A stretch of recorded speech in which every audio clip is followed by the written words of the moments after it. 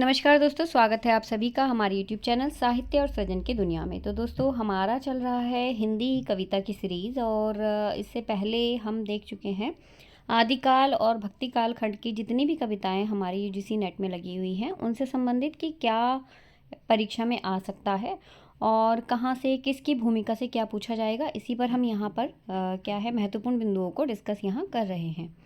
देखो, रीतिकालीन ये आज कुछ यहाँ पर रीतिकालीन कवि लिए गए हैं, साथ ही कुछ यहाँ हमने आधुनिक काल से भी कवियों को लिया है।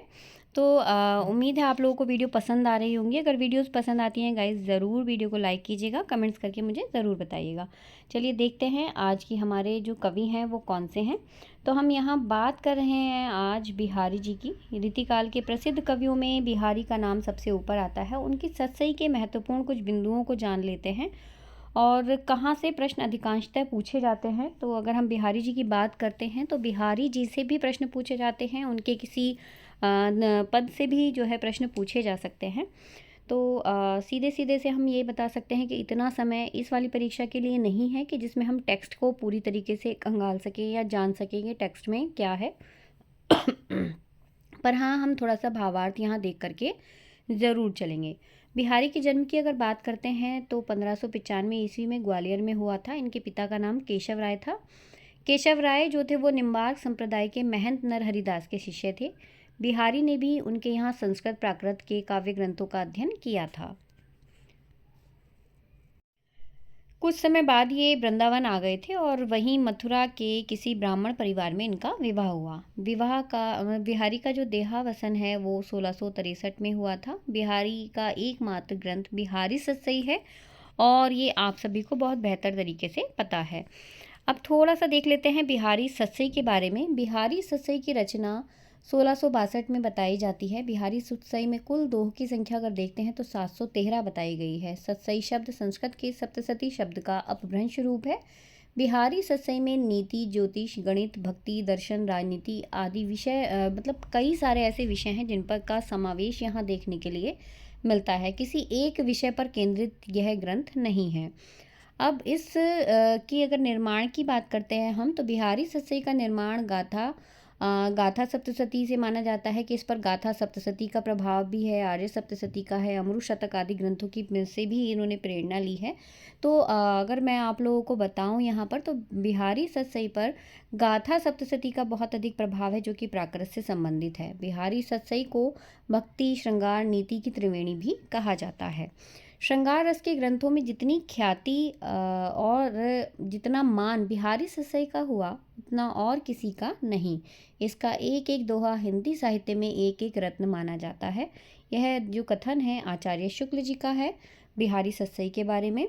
अगला कथन हम पढ़ लेते हैं, ये भी रामचंद्र शुक्ल जी का है बिहारी सतसई के बारे में। बिहारी ने सतसई के अतिरिक्त और कोई ग्रंथ नहीं लिखा, यही एक ग्रंथ उनकी इतनी बड़ी कीर्ति का आधार है। यह बात साहित्य क्षेत्र के इतने बड़े तथ्य की घोषणा कर रहा है कि किसी कवि का यश उसकी रचनाओं के परिणाम के हिसाब से नहीं होता, गुण के हिसाब से होता है। यह कथन भी आचार्य शुक्ल जी का है। आचार्य शुक्ल जी का अगला कथन है कि जिस कवि में कल्पना की समाहार शक्ति जितनी अधिक होगी उतना ही वह मुक्तक की रचना में सफल होगा। यह भी रामचंद्र शुक्ल जी का ही कथन है। अगला अगर हम कथन देखते हैं तो अगला कथन हमारा आ जाता है यहाँ पर बिहारी कथन है, यूरोप में बिहारी सतसई के समकक्ष कोई रचना नहीं मानी गई है। यह जो कथन है यह है ग्रियर्सन का और बहुत महत्वपूर्ण कथन गाइस ये है। मैं अगर हम बिहारी सतसई के दोहों की बात करें तो पहला दोहा ही हमारा ये जो राधा जी से संबंधित है कि मेरी भव बाधा हरो राधा नागरी सोई जातन की झाई परे श्यामु हरित दुति हुई। ऐसे ही अगला दोहा है कि अपने अंग के जानी के जीवन प्रति प्रवीण स्तन मन नैन नितंब को बड़ो निजाफा कीन सालती है नट साल सी क्यों है निकसती नाही मन मथ नेजा नोक सी कुबी कुबी जिए माही। इसी तरीके से ये बिहारी जी के कुछ दोहे यहाँ पर लिए गए हैं। आप लोग अगर हाँ इसकी सेपरेट वीडियो देखना चाहते हैं तो चैनल पर अलग से भी मैंने कुछ वीडियोस बनाई हुई हैं जिसमें अलग अलग सारे कवियों को मैंने लेने का प्रयास किया है, उनके अर्थ को भी लेने का प्रयास यहाँ पर किया गया है। अब बात करते हैं रीतिकाल के अन्य कवि की रीतिकाल के अगर अलग करने अन्य कवियों में घनानंद जी भी आ जाते हैं, जो कि स्वच्छंद काव्य धारा के प्रमुख कवियों में से हैं। यह भी हमारे पाठ्यक्रम में शामिल हैं। ये साक्षात रस मूर्ति और ब्रज भाषा काव्य के प्रधान स्तंभों में से एक हैं, ऐसा आचार्य शुक्ल जी ने इनके बारे में कहा है। अगर इनके जन्म की बात करें तो इनका जन्म संवत 1746 के लगभग और मृत्यु संवत 1796 के लगभग मानी जाती है। घनानंद को स्वच्छंद प्रेम काव्य धारा का प्रमुख कवि माना जाता है। इनकी दो प्रकार की रचनाएं उपलब्ध हैं। दोनों प्रकार की रचनाओं को ध्यान से देखिएगा। इनका संबंध क्रमशः कैसे है? पहली तो लौकिक श्रृंगार से संबंधित रचनाएं हैं और दूसरी हैं भक्ति से संबंधित। ठीक है, तो जो लौकिक श्रृंगार से संबंधित रचनाएं हैं वो कवि तथा सवैये में रचित हैं, और जो भक्ति की रचनाएं हैं वो पदों और दोहों चौपाइयों में देखने के लिए मिलती हैं। अगर हम और इनके बारे में जानें तो डॉक्टर नगेंद्र के साहित्य इतिहास के अनुसार अब तक प्राप्त जो इनके कवित्त और सवैये हैं उनकी संख्या 752, पदों की संख्या 1057 लगभग मानी गई है। दोहा चौपाइयों की संख्या 2354 मानी गई है। ये डॉक्टर नगेंद्र के साहित्य इतिहास से लिया गया है। आगे देखते हैं। इनके काव्य में ऋतु और वक्र दोनों प्रकार की शैलियाँ देखी जा सकती हैं। ऋजु और वक्र प्रकार है ना, ये दो प्रकार की शैलियाँ देखी जा सकती हैं। और घनानंद के प्रेम का मूल आधार सुजान नामक एक वैश्य थी, जिसके प्रति घनानंद का तीव्र अनुराग था। यानी ये बहुत अधिक प्रेम करते थे उस वैश्य से जिसका नाम की सुजान था। तो यहाँ पर उनकी रचनाओं में भी सुजान से संबंधित बहुत कुछ देखने के लिए मिलता है। और थोड़ा सा जान लेते हैं।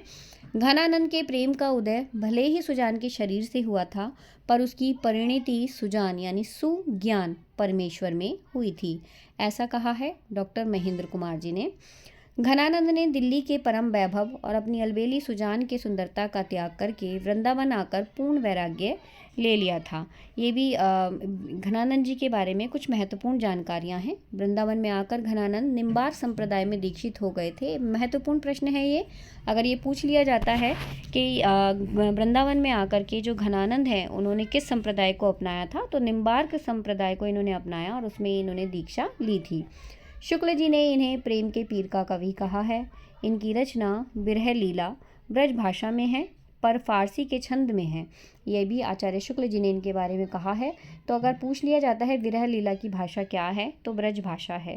रामचंद्र शुक्ल जी के अनुसार अगर इनकी रचनाएं देखी जाएं तो इनकी रचनाएं हैं सुजान सागर, विरह लीला, कोक सागर, रसे के बेली, कृपाकंद, प्रिय प्रसाद, ब्रज व्यवहार, वियोग बेली, कृपाकंद निबंध, गिरिगाथा, भावन प्रकाश, गोकुल विनोद, धाम चमत्कार, कृष्ण कौमुदी, नाम माधुरी, ब्रंद बम मुद्रा, प्रेम पत्रिका, रसवंत आदि। तो ये कुछ इनकी ऐसी रचनाएं हैं। और इन रचनाओं में सुजान सागर बहुत महत्वपूर्ण है जो इनकी पूछी जाती है। विरह लीला बहुत महत्वपूर्ण है जो अक्सर पूछी जाती है। एक ये रसिक के ये बल्ली वाला जो है ये भी पूछा जाता है। कृपाकंद भी आप लोगों को याद रखना है। ठीक है, इसके अलावा अगर हम देखें तो भावना प्रकाश इनकी पूछी जाती है। गोकुल विनोद इनकी रचना पूछी जाती है। कृष्ण कौमुदी, ये कुछ ऐसी रचनाएं हैं जो विशेष रचनाओं में आती हैं। ठीक है, तो एक बारी और हम देख लेते हैं। ये कुछ रचनाएं हैं इनकी जिनको अक्सर जो है एग्ज़ाम में पूछा गया है। ठीक है, तो ये कुछ रचनाओं के नाम आप लोगों को याद रखने हैं। अगला हम देखते हैं इनके कुछ पद जो हमारे पाठ्यक्रम में शामिल हैं। कवित हैं जैसे हीन भये जल मीन अधीन, कहाँ कछु मोक अकुलानी समाने, नीर स्नेही सो लाए कलंक, निराश हवे कायर त्यागत प्राणे। मैंने इन पर भी सेपरेट घनानंद पर भी वीडियो बनाई हुई है। आप लोग मेरे प्लेलिस्ट में जाकर भी देख सकते हैं या डिस्क्रिप्शन बॉक्स को एक बारी चेक कर लीजिए, वहाँ भी आपको सारी वीडियोस मिल जाएंगी। अगला है झलके अति सुंदर आनंद गौर ढके, द्रग राजती काननी छवे, हंसी बोलनी में छवि फूलन की वर्षा, उर ऊपर जाती है जवे, लटलोल कपोल कलोल करे कलकंठ बनी जल जावली दवे, अंग अंग तरंग उठे दुति की परहे मनोरूप अभय घर चुए। तो ये कुछ इनके ऐसे कवित हैं। इसके अलावा भी बहुत सारे कवित मैंने यहाँ पर लिए हुए हैं। जैसा मैं बता रही हूँ कि कुछ कविताओं का अर्थ आप लोगों को मेरी सेपरेट वीडियो में भी देखने के लिए मिल जाएगा। इसके अतिरिक्त भक्ति काल से मीराबाई हमारे पाठ्यक्रम में शामिल हैं, जो जिनका लास्ट वीडियो में मैं कोई मैटर नहीं अपलोड कर पाई थी, तो उनकी भी थोड़ी सी जानकारी यहाँ देख लेते हैं। देखो, मीराबाई की अगर बात करते हैं तो मीराबाई के समय के संबंध में अलग अलग विद्वानों के अलग अलग मत हैं। मीराबाई का जन्म 1504 ईस्वी और मृत्यु 1558 ईस्वी से 1563 ईस्वी के मध्य हुई थी, ऐसा माना जाता है। ये साहित्य इतिहास डॉक्टर नगेंद्र जी से लिया गया, तो ऑथेंटिक किताब है जहाँ से ये सारी जो इन्फॉर्मेशन है ली गई है। इनका जन्म में मेड़ता के समीपवर्ती गांव कुड़की में राठौर वंश के मेड़तिया शाखा में हुआ था। मेड़तिया शाखा के प्रवर्तक जो थे उस समय राव दूदा थे। इसके अलावा मीरा उन्हीं के पुत्र राव रत्न सिंह के राणा सांगा के बेटे भोजराज से 1516 ईस्वी में इनका विवाह हुआ था, माफ़ कीजिएगा। विवाह के 7 वर्ष बाद भोजराज का निधन हो जाता है और मीराबाई तत्कालीन प्रथा के अनुसार सती नहीं हुई थी। उस समय पर सती प्रथा चलती थी, लेकिन मीराबाई सती नहीं हुई थी। पति की मृत्यु के बाद लौकिक बंधनों से मुक्त होकर के निश्चिंत भाव से साधु संगति और भक्ति पूजा में मीराबाई लग गई थी। और ये सभी को पता है कि मीराबाई किसकी भक्ति किया करती थी। राणा सांगा की मृत्यु के पश्चात उनके उत्तराधिकारी विक्रम सिंह को मीरा के इस व्यवहार से क्षुब्ध होकर के उन्हें बहुत यातनाएं दी, किंतु मीरा ने भक्ति मार्ग नहीं छोड़ा। वे कुछ समय वृंदावन रहीं और फिर द्वारका चली गईं और वहीं रणछोड़ जी के मंदिर में भगवान की मूर्ति के सम्मुख एकाग्र भाव से भजन कीर्तन करते हुए मीराबाई ने अपना बचा हुआ जीवन व्यतीत किया। मीराबाई के पूर्ण अपूर्ण 11 रचनाएं प्राप्त हैं, जिनको हम थोड़ा सा देख लेते हैं। ये भी साहित्य इतिहास नगेंद्र जी के अनुसार यहाँ ली गई हैं। गीत गोविंद की टीका बहुत महत्वपूर्ण है, जिसको अक्सर पूछा जाता है। नरसिंह जी का मायरा, राग सोरठा का पद, मलार राग, राग गोविंद, सत्यभानु रूषणम, और इसके अलावा मीरा का गरबी, रुक्मणी मंगल, नरसिंह मेहता की हुंडी, चरित और स्फुट पद। ठीक है, तो ऊपर के ये राग गोविंद तक की जितनी रचनाएं हमारी आई थी अभी तक, जो 4-5 रचनाएं हैं, इनको परीक्षाओं में पूछ लिया जाता है नाम से इनके कि किसकी रचनाएं हैं। अगला, उपरोक्त सभी रचनाओं में स्फुट पद ही मीरा की प्रमाणिक रचना है, जो कि आजकल मीराबाई की पदावली के नाम से प्रकाशित रूप में प्राप्त है। मीराबाई के काव्य में माधुर्य और दैन्य भाव उनके काव्य में घुल मिल करके एक हुए दिखाई देते हैं। तो कई बारी ना परीक्षा में इस तरह से पूछा जाता है, तुलसीदास जी की काव्य भावना जो है वो क्या थी, और मीराबाई की काव्य भावना क्या है, या इसके अतिरिक्त जो है सूरदास की काव्य भावना, कबीरदास जी की काव्य भावना। तो इस तरह से अगर हम देखते हैं तो माधुर्य भाव जो है मीराबाई का प्रमुख रहा है, दैन्य भाव और माधुर्य भाव। इनके काव्य की भाषा राजस्थानी मिश्रित ब्रज है, ये ध्यान रखने वाली बात है। बहुत इंपॉर्टेंट चीज़ें हैं जो 2 अभी मैंने बताई हैं। इनके पदों में गुजराती, खड़ी बोली और पंजाबी का भी प्रभाव दिखाई देता है। आगे चलते हैं। वियोग और श्रृंगार इनके जो काव्य हैं उनके प्रधान रस हैं, लेकिन शांत रस इनकी व्यंजना भी देखी जाती है। शांत रस की व्यंजना भी इनके जो काव्य है उसमें देखने के लिए मिलती है। तो वियोग श्रृंगार के साथ साथ शांत रस, ये तीनों जो हैं यहाँ इनके यहाँ काव्य में देखने के लिए मिलते हैं। मीरा का जो काव्य है उसके संपादक विश्वनाथ त्रिपाठी, जो कि हमारे पाठ्यक्रम में जिनसे कुछ इनके पद लिए गए हैं, तो उसकी भूमिका की कुछ पंक्तियाँ हम यहाँ देख लेते हैं।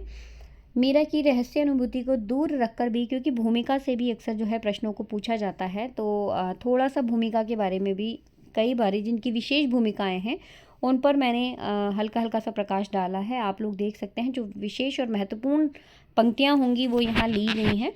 मीरा की रहस्य अनुभूति को दूर रखकर भी काव्य सौंदर्य का मूल्यांकन किया जा सकता है। तो ये ध्यान रखना है कि ये जो हम भूमिका हैं, ये भूमिका लिखी किसने है, तो ये भूमिका लिखी है विश्वनाथ त्रिपाठी ने। ठीक है, तो विश्वनाथ त्रिपाठी की भूमिका की ये पंक्तियां हैं, और आपके पाठ्यक्रम में भी अगर पूछी जाएंगी तो विश्वनाथ त्रिपाठी की ये पंक्तियां पूछी जाएंगी। तो नाम याद रखना है। मीरा की रहस्य अनुभूति को दूर रखकर भी काव्य सौंदर्य का मूल्यांकन किया जा सकता है, पर तब उस काव्य में मोर मुकुट पीताम्बर जैसे विशेषणों की पुनरावृत्ति की साभिया प्रायता कुछ धूमिल हो जाएगी। इन विशेषणों के पर्यायों के चक्कर में न पड़ करके इन्हें ही यदि मीरा ने दोहराया है तो सिर्फ इसलिए जो तिल तिल नया अनुभव उन्हें हो रहा है उसमें एक धारावाहिता जिन विशिष्ट रूप गुणों के कारण है उसे बनाए रखने के लिए, उनके वाचक विशेषणों को बनाए रखने के काव्य के लिए जो साभिप्राय होता है। मीरा के प्रत्येक अनुभव अलग होते हुए भी एक अनुमुख हैं और उसे एक ही प्रतीति इन बाह्य रूप संभारों से होती है, यद्यपि वह स्वयं श्यामल हैं, समस्त रंगतों को आत्मसात करने वाला। अगला देखते हैं। अनेक विद्वान हैं जो भक्ति कवियों द्वारा, ये भी इसी भूमिका की कुछ पंक्तियां हैं, अनेक विद्वान हैं जो भक्ति कवियों द्वारा चित्रित जागतिक संदर्भों के विवेचन को बहुत अच्छा नहीं समझते। वे यह नहीं मानते कि जो अपर्याय है या जो अपर्याप्त है, सीमित है, वह असीम का रूप मात्र है। इतनी पंक्तियाँ बहुत महत्वपूर्ण हैं। लेकिन पर्याप्त और असीम का अनुभव इसी से संभव है, इसकी अपेक्षा से नहीं। कम से कम भक्तों का मार्ग यही था। जो मीरा है वो भक्त थीं और नारी थीं। वे नारी और पुरुष की स्थिति से ऊपर उठकर भक्ति करना चाहती थी। ये जो पैराग्राफ है आप लोग ध्यान से इसको देखिएगा, और विश्वनाथ त्रिपाठी का ये लिखी हुई भूमिका है। लेकिन खल दुर्जन ऐसा नहीं होने देते। उनकी साधना में और उनकी अभिव्यक्ति में इस स्थिति का दबाव मौजूद है। इस दबाव ने उनके रहस्यमय प्रिय के रूप पर भी प्रभाव डाला है। अखंड वह रूप नहीं है, वो खंड है, उस खंड रूप पर आधारित अनुभूति जो उनकी धार्मिक साधना और काव्य साधना की सार्थकता है। मीराबाई के कुछ पदों को अगर हम देखें तो मीराबाई के कुछ पदों में हैं, मन थे परस हरि रे चरण, सुभग शीतल कमल कोमल जगत ज्वाल हरण, जिन चरण प्रहलाद परस्या इंद्र पदवी धरण, जिन चरण ध्रुव अटल करस्या शरण असरण शरण, जिन चरण ब्रह्मांड भेटिया नख सिखा सिराधरण। मैंने इन पर भी सेपरेट वीडियो बनाई है जिसमें थोड़ा अर्थ भी बताने का प्रयास मैंने किया है। आप लोग उसको भी देख सकते हैं, प्लेलिस्ट में भी देख सकते हैं, डिस्क्रिप्शन बॉक्स में भी देख सकते हैं। अब आते हैं हम अगले कवि की तरफ, यानी कि हम पहुंच चुके हैं अपने आधुनिक काल पर।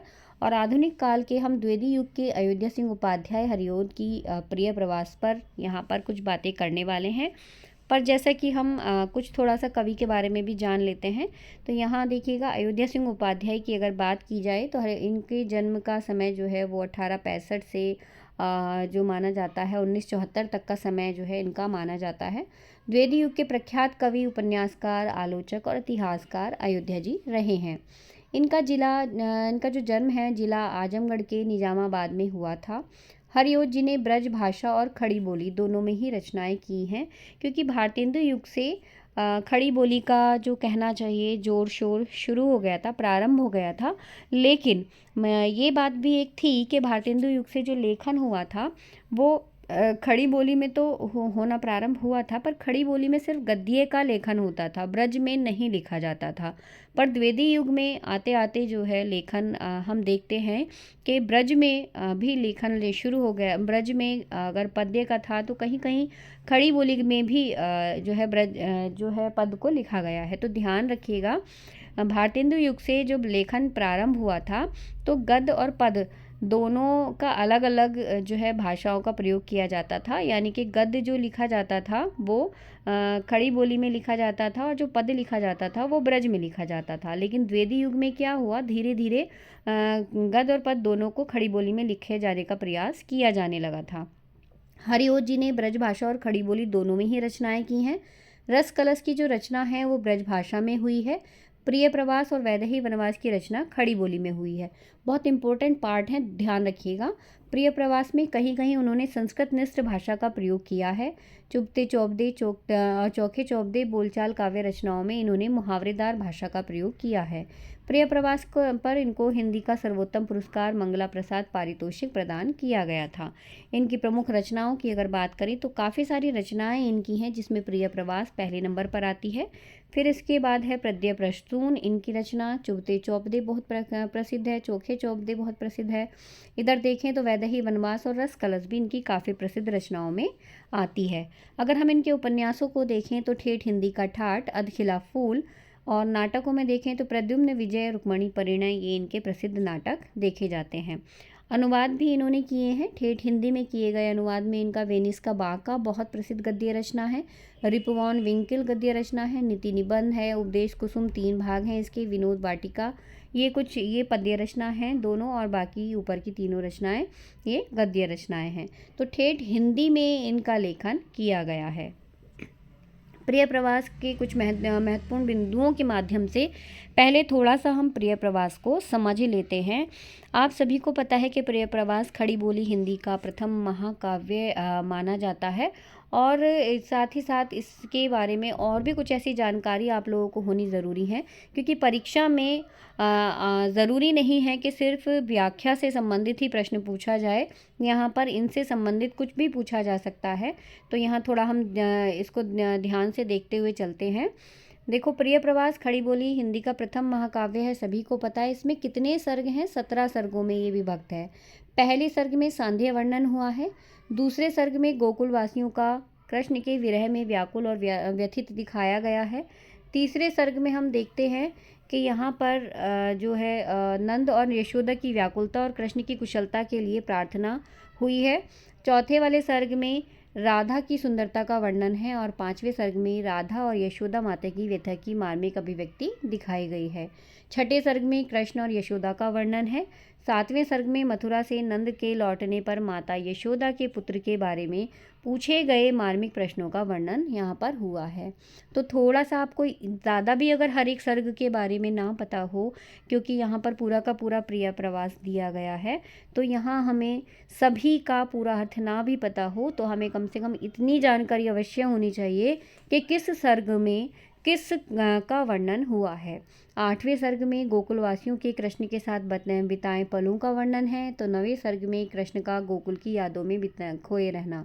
10वां और 11वां सर्ग उद्धव प्रसंग का है और 12वां प्रश्न जो हमारा ये प्रसंग है या सर्ग है, तो इस 12वें सर्ग और 13वें सर्ग में कृष्ण का जननायक के रूप में वर्णन हुआ है। जननायक के रूप में वर्णन। 14वां सर्ग गोपी उद्धव का संवाद है। ऐसे ही 15वां सर्ग कृष्ण के विरह में गोपियों की स्थिति दिखाई गई है। 16वें सर्ग में राधा उद्धव का संवाद देखने के लिए मिलता है। तो 17वें सर्ग में हम देखते हैं विश्व प्रेम व्यक्तिगत प्रेम से उच्च है। अयोध्या जी के द्वारा इसका वर्णन हुआ है कि जो विश्व का प्रेम है वो व्यक्तिगत प्रेम से कहीं ज़्यादा ऊपर है। तो 17वें सर्ग में ये बात कही गई है।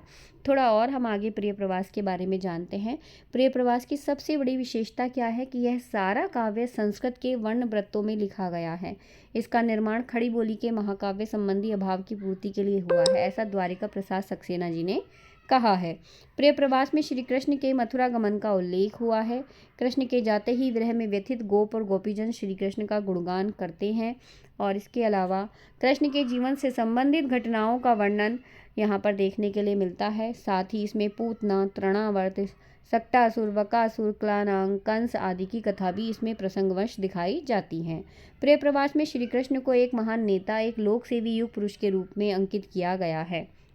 साथ ही इसमें देखते हैं श्री कृष्ण के जीवन की समस्त जो अलौकिक घटनाएं हैं उनको यथार्थ रूप में चित्रित किया गया है। प्रिय प्रवास की भूमिका की कुछ पंक्तियां भी हम यहाँ पर देख लेते हैं। भूमिका में जो यहाँ पर लेखक ने कहा है, कवि ने कहा है, थोड़ा सा उसको पढ़ लेते हैं। जिस तरह से भूमिकाएं हमारे लिए बहुत महत्वपूर्ण होती हैं, तो यह भूमिका भी अपने आप में हमारे लिए बहुत महत्वपूर्ण है। मैं बहुत दिनों से हिंदी भाषा में एक काव्य ग्रंथ लिखने के लिए ललायित था। ठीक है, तो ये जो है जब कवि ने ये वाली बातें लिखी हैं उनको ध्यान दीजिएगा कि मैं बहुत दिनों से हिंदी भाषा में एक काव्य ग्रंथ लिखने के लिए ललायित था। आप कहेंगे कि जिस भाषा में रामचरितमानस, सूरसागर, रामचंद्रिका, पृथ्वीराज रासो, पद्मावत इत्यादि जैसे बड़े अनूठे काव्य प्रस्तुत हैं, उसमें तुम्हारे जैसे अल्पज्ञ का काव्य लिखने के लिए समुत्सुक होना बातुलता नहीं है तो क्या है। यह सत्य है, किंतु मातृभाषा की सेवा करने का अधिकार सभी को तो है।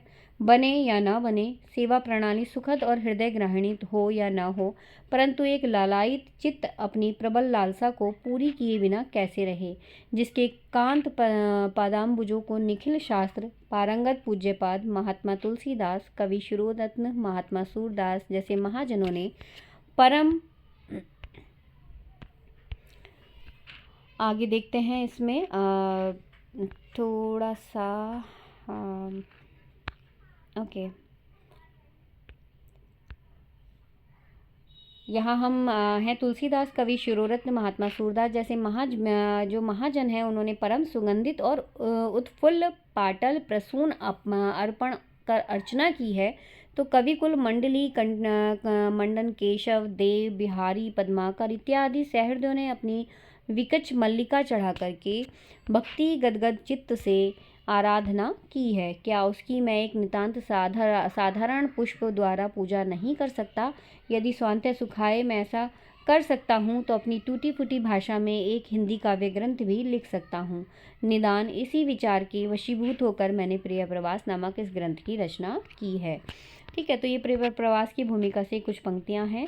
अगर हम इसमें काव्य भाषा की बात भी उन्होंने की है और उन्होंने कहा है कि यह काव्य यह काव्य खड़ी बोली में लिखा गया है। खड़ी बोली में छोटे छोटे कई काव्य ग्रंथ अब तक लिपिबद्ध हुए हैं, परंतु उनमें से अधिकांशतः 100-200 पदों में ही समाप्त हैं। जो कुछ बड़े हैं वे अनुवादित हैं, मौलिक हैं। सहृदय कवि बाबू मैथिली शरण गुप्त का जयद्रथ निसंदेह मौलिक ग्रंथ है, परंतु यह खंड काव्य है। इसके अतिरिक्त ये समस्त ग्रंथ अत्यानुप्रास विभूषित हैं। इसलिए खड़ी बोलचाल में मुझको एक ऐसे ग्रंथ की आवश्यकता देख पड़ी जो महाकाव्य हो और ऐसी कविता में लिखा गया हो जिसे भावात्मकांत कहते हैं। अतएव मैं इसे न्यूनता की पूर्ति के लिए कुछ साहस के साथ अग्रसर हुआ और अनवरत परिश्रम करके इसे प्रिय प्रवास नामक ग्रंथ की रचना की है। या कहना चाहिए, वो कहना चाह रहे हैं कि इसकी रचना मैंने जो की है आज आप लोगों के कर कमलों में सादर समर्पित है। मैंने पहले इस ग्रंथ का नाम ब्रजांगना विलाप रखा था। याद रखिएगा, पहले उन्होंने प्रिय प्रवास का नाम ब्रजांगना विलाप रखा था, किंतु कई कारणों से मुझको यह नाम बदलना पड़ा, जो इस ग्रंथ के समग्र पढ़ जाने पर आगे लोगों को स्वयं अवगत होंगे। मुझ में महाकाव्यकार होने की योग्यता नहीं है। मेरी प्रतिभा ऐसी सर्वतोमुखी नहीं जो महाकाव्य के लिए उपयुक्त उपस्कर संग्रह करने में कृतकार्य हो सके। अगर ऐसा परीक्षा में भी पूछ लिया जाए कि यह कथन किसकी भूमिका से लिया गया है या किसने अपनी भूमिका में लिखा गया है कि मुझ में महाकाव्यकार होने की योग्यता नहीं, मेरी प्रतिभा ऐसे सर्वतोमुखी नहीं जो महाकाव्य के लिए उपयुक्त उपस्कर और संग्रह करने में कृतकार्य हो सके, तो अतः मैं किस मुख से यह कह सकता हूँ कि प्रिय प्रवास के बन जाने से खड़ी बोली में एक महाकाव्य न होने की न्यूनता दूर हो गई। मतलब कुछ भी जो है पूछा जा सकता है, भूमिका से भी यह भी संभव है, क्योंकि भूमिकाओं से जो प्रश्न पूछे जाते हैं अक्सर उनके जवाब हमें नहीं आ पाते। हाँ, विनीत भाव से केवल इतना ही निवेदन करूँगा कि महाकाव्य का आभास स्वरूप यह ग्रंथ 17 सर्गों में केवल इस उद्देश्य से लिखा गया है कि इसको देखकर हिंदी साहित्य के लब्धा प्रतिष्ठित सुकवि और सुलेखकों का ध्यान इस त्रुटि के निवारण करने की ओर आकर्षित हो। जब तक किसी बहुज्ञ मर्म स्पर्शिनी सुलेखिनी द्वारा लिपिबद्ध होकर खड़ी बोली में सर्वांग सुंदर कोई महाकाव्य आप लोगों को हस्तगत नहीं होता, तब तक यह पहले सहज रूप में आप लोगों को ज्योति विकिरणकारी उज्ज्वल चक्षुओं के सम्मुख है और एक सहृदय कवि के कंठ से कंठ मिलाकर यह प्रार्थना करता है, जवलों फूल न केत की तवलों विलम करील। ठीक है, तो ये जो है लिखा है, मतलब भूमिका में लिखा हुआ है और आपको ये कुछ चीज़ें याद रखनी है। कुछ थोड़ी सी और जानकारी इसके बारे में हम देख लेते हैं। द्वितीय हिंदी साहित्य सम्मेलन का कार्य विवरण भाग 2। यहाँ पर प्रिय प्रवास ग्रंथ 15 अक्टूबर सन 1909 को प्रारंभ और कार्य बहुल्य जो हुई थी उसकी 1913 में हुई थी, समाप्त हुआ था। यानी इसका जो लेखन का काम था वो कब से प्रारंभ होता और कब समाप्त हुआ था। जिस समय आदि ग्रंथ को मैं लिख चुका था उस समय माननीय पंडित जी का उक्त वचन मुझे दृष्टिगोचर हुआ। देखते ही अपने कार्य पर मुझको कुछ क्षोभ सा हुआ। यहाँ कवि की यही भूमिका चल रही है, परंतु मैं करता तो क्या करता, जिस ढंग से ग्रंथ प्रारंभ हो चुका था उसमें परिवर्तन नहीं हो सकता था। इसके अतिरिक्त श्रद्धेय पंडित जी का उक्त विचार मुझको सर्वांश में समुचित नहीं जान पड़ा, क्योंकि हिंदी भाषा के छंदों से संस्कृत व्रत खड़ी बोली की कविता के लिए अधिक उपयुक्त है। ऐसी अवस्था में सर्वथा त्याज्य नहीं कहे जा सकते। मैं तो एक वर्तमान भाषा साहित्य अनुरागियों की अनुमति नीचे प्रकाशित करता हूँ। इन अनुमतियों के पठन से भी मेरे इस सिद्धांत की पुष्टि होती है। इसको अवलंबन कर मैंने संस्कृत व्रतों में अपना ग्रंथ रचा। उदीयमान युवक कवि पंडित लक्ष्मीधर वाजपेयी विक्रमी संवत 1968 में प्रकाशित अपने हिंदी मेघदूत की भूमिका का पृष्ठ संख्या 3-4 में लिखते हैं। और आगे यहाँ बात की गई है इसी की कि जब तक खड़ी बोली कविता में संस्कृत के ललित व्रत की योजना न होगी, तब तक भारत के अन्य प्रांतों के विद्वान उससे सच्चा आनंद कैसे उठा सकते हैं। यदि राष्ट्रभाषा हिंदी के काव्य ग्रंथों का स्वाद अन्य प्रांत वालों को भी चखना है तो उन्हें संस्कृत के मंदाक्रांता, देखो ये मंदाक्रांता, शिखरणी, मालिनी, पृथ्वी, वसंत तिलिका, शार्दुल विक्रीडिता आदि ललित व्रतों से अलंकृत करना चाहिए। भारत के भिन्न भिन्न प्रांतों के निवासी विद्वान संस्कृत भाषा के व्रतों से अधिक परिचित हैं। इसका कारण यह है कि संस्कृत भारतवर्ष की पूज्य और प्राचीन भाषा है। भाषा का गौरव बढ़ाने के लिए काव्य में अनेक प्रकार के ललित व्रतों की नूतन छंदों का भी समावेश होना चाहिए। अगर हम भाषा शैली की बात करें प्रिय प्रवास की, तो भाषा संस्कृत गर्भित है। इसमें हिंदी के स्थान पर संस्कृत का रंग अधिक है। अनेक विद्वान सज्जन इससे रुष्ट होंगे और कहेंगे कि यदि इस भाषा में प्रिय प्रवास लिखा गया तो अच्छा होता यदि संस्कृत में ही यह ग्रंथ लिखा जाता। कोई भाषा मर्मज्ञ सोचेंगे इस प्रकार संस्कृत शब्दों को ठूस कर भाषा के प्रकृत रूप को नष्ट करने की चेष्टा करना नितांत गर्हित कार्य है। उक्त वक्तृता में भट्ट जी के एक स्थान पर कहते हैं कि दूसरी बात जो मैं आजकल खड़ी बोली के कवियों में देख रहा हूँ वह समासबद्ध क्लिष्ट संस्कृत शब्दों का प्रयोग है। यह भी पुराने कवियों की पद्धति के प्रतिकूल है। तो यह भी सब कुछ वहीं चला आ रहा है। यहाँ थोड़ी प्राकृत की बात भी इन्होंने की है और फिर भाषा जातिगत कुछ बातें इन्होंने की हैं अपनी इस भूमिका में। क्योंकि मेरे पास ये पूरे के पूरे नोट्स हैं तो इसमें पूरी भूमिका मेरे द्वारा ली गई है। मैंने पूरी भूमिका यहाँ ले ली थी। अब यहाँ पर उन्होंने जो थोड़ी सी भूमिका का एक अंश और मैं आप लोगों के साथ यहाँ शेयर करूँगी, जिसमें उन्होंने कहा है मैंने भगवान श्री कृष्ण का चरित्र अंकित किया है कि मैंने भगवान श्री कृष्ण का चरित्र अंकित किया है। उस चरित्र का अनुधावन करके आप स्वयं विचार करें कि वे क्या थे। मैंने यदि लिखकर आपको बताया कि वे ब्रह्म थे तब आपने उनको पहचाना तो क्या बात रही। आधुनिक विचारों के लोगों की यह प्रिय नहीं है। आप पंक्ति पंक्ति में तो भगवान श्री कृष्ण को ब्रह्म लिखते चले और चरित्र लिखने के समय ये कर्तुमन्यथा कतु समर्थ है प्रभु के रंग में रंग कर ऐसे कार्यों का कर्ता उन्हें बनावें कि जिनके करने में एक साधारण विचार के मनुष्य को भी घृणा होवे। संभव है कि मेरा यह विचार समीचीन न समझा जावे, परंतु मैंने उसी विचार को सम्मुख रखकर इस ग्रंथ को लिखा है और कृष्ण चरित्र को इस प्रकार अंकित किया है कि उसमें आधुनिक लोग भी सहमत हो सके। आशा है कि आप लोग दयाद्र हृदय से मेरे उद्देश्य को समझने की चेष्टा करेंगे और मुझको वृथा वाग्वाण का लक्षण न बनाएंगे। और ये बात हमने अभी कर ही ली है ऊपर कि प्रिय प्रवास अयोध्या सिंह उपाध्याय हरिओद की हिंदी काव्य रचना है। हरिओद जी की काव्य प्रतिष्ठा प्रिय प्रवास से मिली है। इनका रचना काल 1909 से 1913 तक रहा और यह विरह काव्य है। कृष्ण काव्य की परंपरा में होते हुए भी इसमें भिन्न है। इसमें 17 सर्ग हैं। हरिओद जी ने यह भी कहा है कि मैंने श्री कृष्ण के इस ग्रंथ को एक महापुरुष की भांति अंकित किया है, ब्रह्म करके नहीं। तो कृष्ण चरित्र को इस प्रकार अंकित किया है जिसमें आधुनिक लोग भी इससे सहमत हो सकें। ऐसी बात भूमिका में हम लोग पढ़ चुके हैं।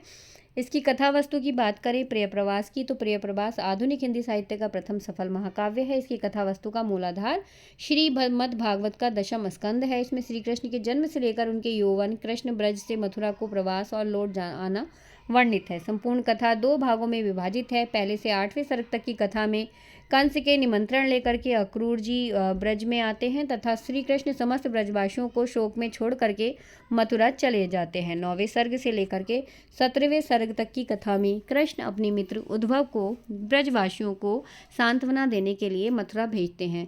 राधा को अपने व्यक्तिगत स्वार्थों से ऊपर उठा करके मानवता के हित के लिए अपने आप को न्यौछावर कर देती है। राधा की कुछ प्रसिद्ध पंक्तियां यहाँ पर हैं कि प्यारे जीवें जग हित करें, गेह चाय न आवें।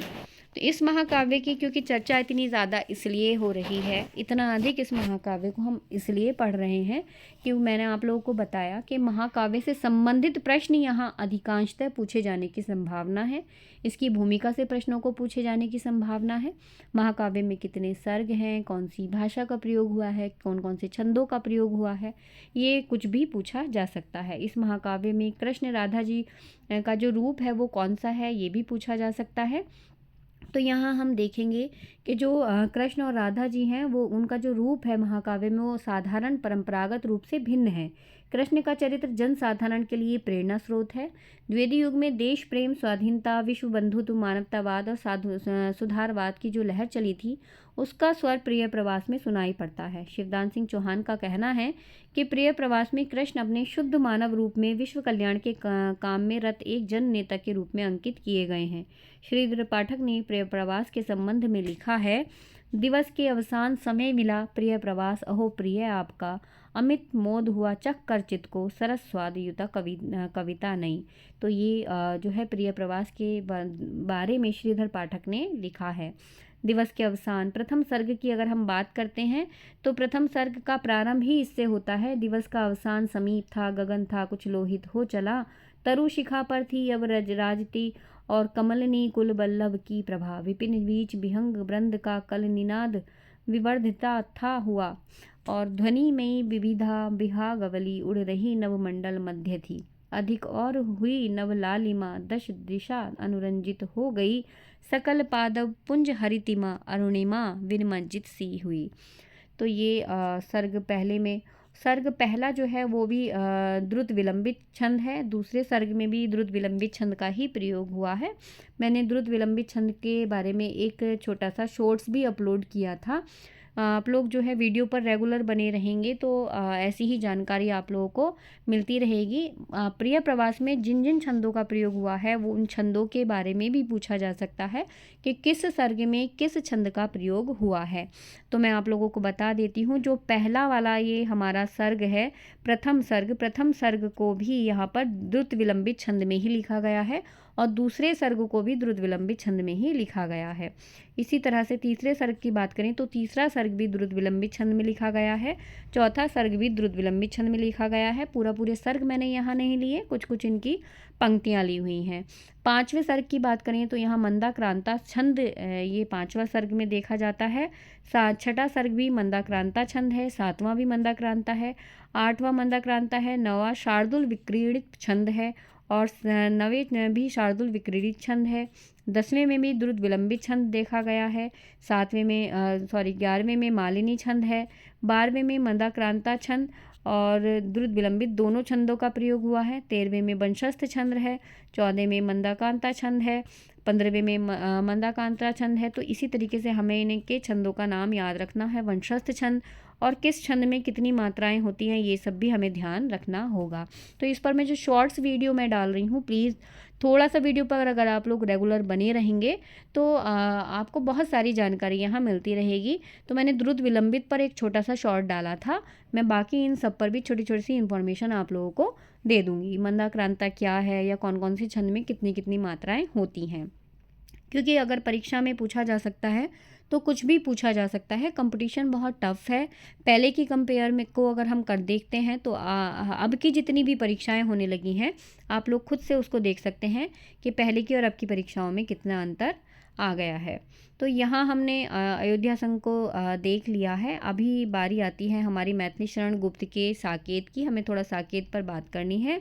तो साकेत की अगर हम बात करते हैं तो साकेत के बारे में भी हम थोड़ा सा देख लेंगे।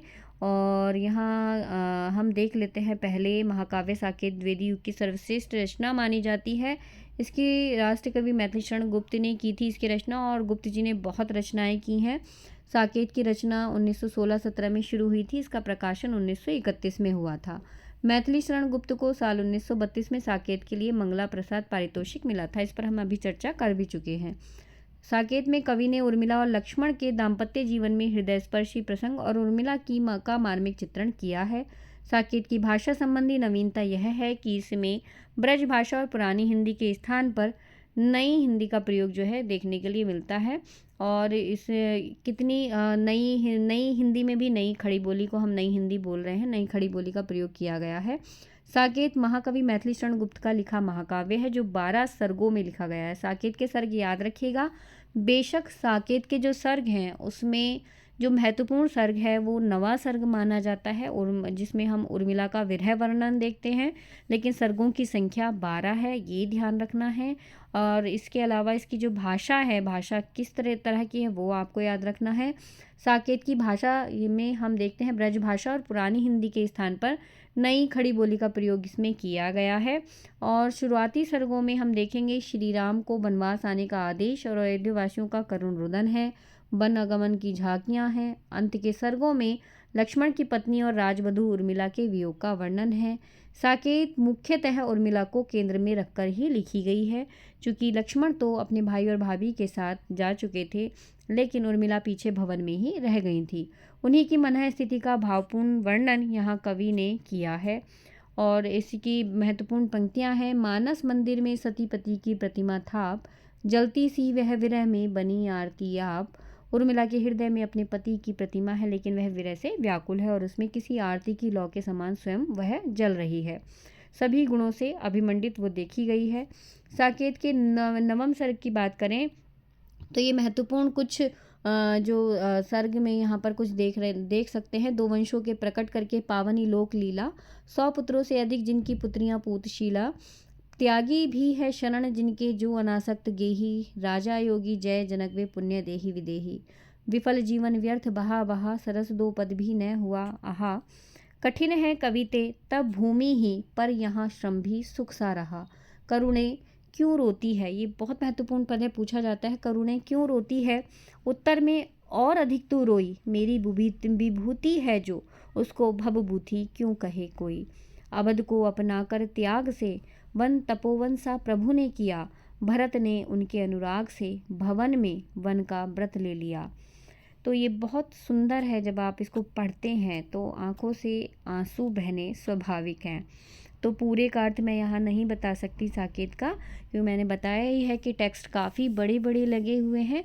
बस साकेत से और अन्य क्या आ सकता है, प्रिय प्रवास से क्या आ सकने की संभावना थी वो मैंने आपको बताया। साकेत से क्या पूछा जा सकता है वो मैंने बताया।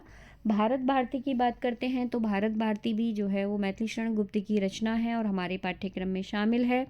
भारत भारती की काव्य एक ऐसी काव्य कृति है जिसने राष्ट्र प्रेमियों के मन में राष्ट्र के लिए एक अलग प्रकार की अग्नि ज्वलित की थी।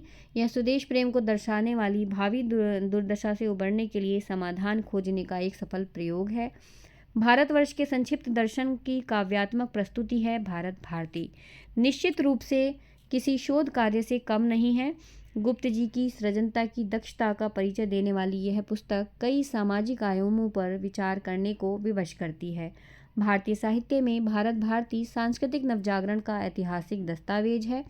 मैथिली शरण गुप्त जिस काव्य के कारण जनता के प्राणों में रस बस गए, राष्ट्र कवि कहलाए, वह कृति भारत भारती है। आचार्य शुक्ल जी के शब्दों में पहले पहल हिंदी प्रेमियों का सबसे अधिक ध्यान खींचने वाली पुस्तक भी यही है। इसकी लोकप्रियता का आलम यह रहा कि इसकी प्रतियां जो थीं वो रातों रात खरीदी गई थीं। प्रभात फेरियों में, राष्ट्रीय आंदोलनों, शिक्षा संस्थानों, प्रातःकालीन प्रार्थनाओं में भारत भारती के पद गांवों नगरों में गाए जाने लगे थे। आचार्य महावीर प्रसाद द्विवेदी जी ने सरस्वती में कहा है कि यह काव्य वर्तमान हिंदी साहित्य में युगांतर उत्पन्न करने वाला है। इसमें यह संजीवनी शक्ति है जो किसी भी जाति के उत्साह को जागरण की शक्ति का वरदान दे सकती है। हम कौन थे, क्या हो गए और क्या होंगे अभी, इस पर विचार सभी के भीतर गूंज उठा। यह काव्य 1912 में रचा गया और संशोधनों के साथ 1914 में प्रकाशित हुआ। भारत भारती की थोड़ी सी प्रस्तावना हम यहाँ देख लेते हैं। यह बात मानी हुई है कि भारत की पूर्व और वर्तमान दशा में बड़ा भारी अंतर है। अंतर न कहकर इसे वैपरीत्य कहना चाहिए। एक वह समय था कि यह देश विद्या, कला, कौशल और सभ्यता में संसार का शिरोमणि था, और यह समय है कि इन्हीं बातों का इसमें शोचनीय अभाव हो गया है। जो आर्य जाति कभी सारे संसार को शिक्षा देती थी, वही आज पद पद पर पराया मुंह ताक रही है। ठीक है, जिसका जैसा उत्थान उसका वैसा ही पतन, परंतु क्या हम लोग सदा अवनति में ही पड़े रहेंगे? हमारे देखते देखते जंगली जातियां तक उठकर हमसे आगे बढ़ जाएं और हम वैसे ही पड़े रहेंगे? क्या हम लोग अपने मार्ग में यहाँ तक हट गए कि अब उसे पा नहीं सकते? संसार में ऐसा कोई काम नहीं जो सचमुच उद्योग से सिद्ध न हो सके। आगे कहते हैं वो, परंतु उद्योग करने के लिए उत्साह की आवश्यकता होती है। उसी उत्साह को, इसी मानसिक वेग को उत्तेजित करने के लिए कविता का उत्तम साधन है। परंतु बड़े खेद की बात है कि हम लोगों के लिए हिंदी भी में अभी तक इस ढंग की कोई कविता पुस्तक नहीं मिली है, जिसमें हमारी प्राचीन उन्नति और अर्वाचीन अवनति का वर्णन भी हो। भविष्य के लिए प्रोत्साहन भी, इस अभाव की पूर्ति के लिए मैंने इस पुस्तक को लिखने का साहस किया है। तो ये भूमिका या प्रस्तावना, आप उसको कुछ भी समझ सकते हैं। तो इसे जो है यहाँ पर लेखक ने या कवि ने जो है लिखा है। आगे वो बोलते हैं कि यह ग्रंथ 3 भागों में बटा हुआ है, अतीत खंड, वर्तमान खंड और भविष्यत खंड। भारत भारती 3 खंडों में बटा हुआ है, अतीत खंड, वर्तमान खंड और भविष्यत खंड। भारत भारती अतीत खंड में भारतवर्ष के इतिहास पर गर्व करने को पूर्णतया विवश करता है। उस समय के दर्शन, धर्मकाल यानी अतीत के बारे में लिखा गया है इसमें। जो प्राचीन समय का प्राकृतिक संपदा थी, कला, कौशल, ज्ञान, विज्ञान, सामाजिक व्यवस्था जैसे तत्वों को संक्षिप्त रूप से स्मरण करवाया गया है। अतिशयोक्ति से दूर इसकी सामग्री संलग्न दी गई है। टीका टिप्पणियों में ये प्रमाण के कारण सरलता से ग्राह्य हो जाती है। मेगास्थनीज से लेकर के आरसी दत्त तक के कथनों को प्रासंगिक ढंग से पाठकों के समक्ष रख करके एक कुशल नियोजन का सूचक ये सूचक के रूप में हमारे सामने ये पुस्तक आती है। निरपेक्षता का ध्यान रखते हुए निंदा और प्रशंसा के प्रदर्शन भी यहाँ हुए हैं। जैसे मुगल काल के कुछ क्रूर शासकों की निंदा हुई है, तो अकबर जैसे मुगल शासकों का बखान भी हुआ है। आविष्कार और आधुनिकीकरण के प्रचार के कारण अंग्रेजों की प्रशंसा भी हुई है। वर्तमान खंड की बात करें तो वर्तमान खंड में दारिद्र्य, नैतिक पतन, अव्यवस्था, आपसी भेदभाव से जूझते हुए उस समय के देश की दुर्दशा को दर्शाते हुए सामाजिक नूतनता की मांग रखी गई है। नैतिक और धार्मिक पतन के लिए गुप्त जी ने उपदेशकों, संत महंतों, ब्राह्मणों की निष्क्रियता और मिथ्या व्यवहार को दोषी मान करके शब्द बाण चलाए हैं। इस प्रकार गुप्त जी की लेखनी सामाजिक दुर्दशा के कारण मुख्य कारणों को खोज उनके सुधार की मांग करती है। हमारे सामाजिक उत्तरदायित्व की निष्क्रियता को उजागर करते हुए वर्तमान खंड आशा की गांठ को बांधे रखती है। तो ये वर्तमान खंड में क्या क्या बात वर्तमान खंड में लिखी गई है, क्या क्या अतीत खंड में लिखी गई है और क्या क्या भविष्यत खंड में लिखा गया है। भविष्यत खंड में है कि अपने ज्ञान, विवेक और विचारों की सीमा को छूते हुए गुप्त जी ने समस्या समाधान के हल खोजने और लोगों से उसके लिए आह्वान करने की भरसक प्रयास किया है। अतीत खंड में एक मंगलाचरण का प्रयोग है, जिसमें जो सब लोगों को बहुत अच्छे से बहुत पहले से ये आता होगा। मानस भवन में आर्य जन जिसकी उतारें आरती, भगवान भारतवर्ष में गूंजे हमारी भारती। हो भद्र भावदु भावनी वह भारती है भगवते, सीतापते सीतापते गीता मते गीता मते। तो बहुत महत्वपूर्ण पंक्तियां हैं। उसी उपक्रमणिका में अत्यंत सजीव भी है। और हाँ, लेखनी पत्र पर लिखनी तुझे है यह कथा, दृक कालिमा में डूब कर होकर सर्वथा। स्वच्छंदता से कर तुझे करने पड़े प्रस्ताव जो, जग जाए मेरी नोक से सोए हुए जो भाव जो। संसार में किसका समय है एक सा रहता सदा, है निशी दिवासी घूमती सर्वत्र विपदा संपदा। जो आज एक अनाथ है नरनाथ कल होता वही, जो आज उत्सव मग्न है कल शोक से रोता वही। तो बहुत सुंदर पंक्तियों के साथ जो है गुप्त जी ने जो पूरी की पूरी रचना को अपने लिखा है और तीनों भागों में बांटा है। इन तीनों भागों का आपको ध्यान रखना है, किस भाग में अतीत खंड में क्या है, वर्तमान खंड में क्या है और इसके भविष्यत खंड में क्या है, यही आपको ध्यान रखना है। इस ग्रंथ के अंत की दो रचनाएं शुभकामना और विनय गुप्त जी के देशभक्ति की परिचायक हैं। वह अमर लेखनी ईश्वर से प्रार्थना करती है कि इस देश को हे दीन बंधु आप फिर अपनाइए, भगवान भारतवर्ष को फिर पुण्य भूमि बनाइए। जड़ तुल्य जीवन आज इसका विघ्न बाधा पूर्ण है, हे रंब अब अवलंब देकर विघ्न हर कहलाइए। तो इस तरीके से यहाँ पर हमारा साकेत जो के बाद ये भारत भारती समाप्त होता है।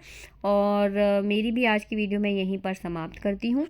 ये हमारी कविता की जो सीरीज़ चल रही है उसका दूसरा खंड है। कल जल्दी ही आपके सामने तीसरा खंड लेकर के मैं आऊँगी।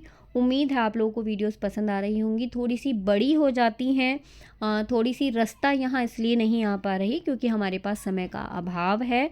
मैं टेक्स्ट का अर्थ आप लोगों को नहीं बता पा रही हूँ, लेकिन जो महत्वपूर्ण है कम से कम वो आप लोग एक दृष्टि से भी देख लेते हैं तो यहाँ आपको काफ़ी मदद मिलने वाली है।